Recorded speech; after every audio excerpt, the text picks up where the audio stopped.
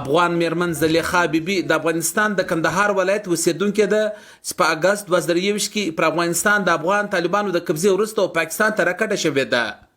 او دا وخت په چمن سرحدي ښار کې د خاورو د خټو څخه جوړ کور کې د بې سر و سامانۍ په عالم کې پاتې کیږي. دا د خپل اوسني ژوند کیسه څه دارنګه بیانوي. د خاري د غریبۍ سره غلي دلې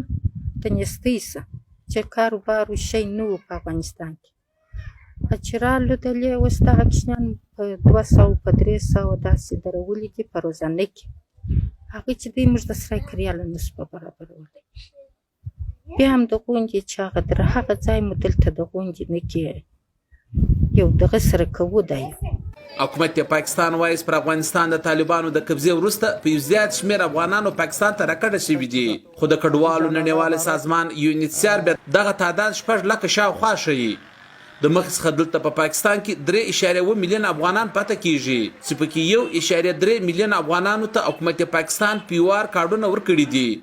کوم چې د نادره د نظام سره مربوط د افغان کډوالو یو قانوني اسناد بلل کیږي. په بلوچستان کې د کډوالو یو مشر عبدالظاهر پښتون UNHCR او د حکومت پاکستان څخه دا غوښتنه کړې ده چې د کیمپونو په چپه دغه په عام آبادي کې ژوند کوونکي افغانانو ته د قانوني اسناد ورکړي او د دوی سره د مرستې وکړل شي. افغان کډوال چې د بلوچستان ایالت په مختلفو ضلعو یا ولسوالیو یا د کوټ په ښار کې میشت دي چې هغه نه د ژوند سہولیت ورکړل شوی دي نه هغو ته د کاټو یا د کارډو سہولیت ورکړل شوی. نو په کار دا ده چې حکومت پاکستان او UNHCR زموږ د هغو افغان کډوالو چې کوم په ښارو کې دننه میشت وي او په خټین کورو کې او په ډیر ویرانه حالت کې ژوند کوي د هغو دپاره هم په کار دی چې دوی د ژوند سہولیتونه ورکړل شي او دوی ته د کاډو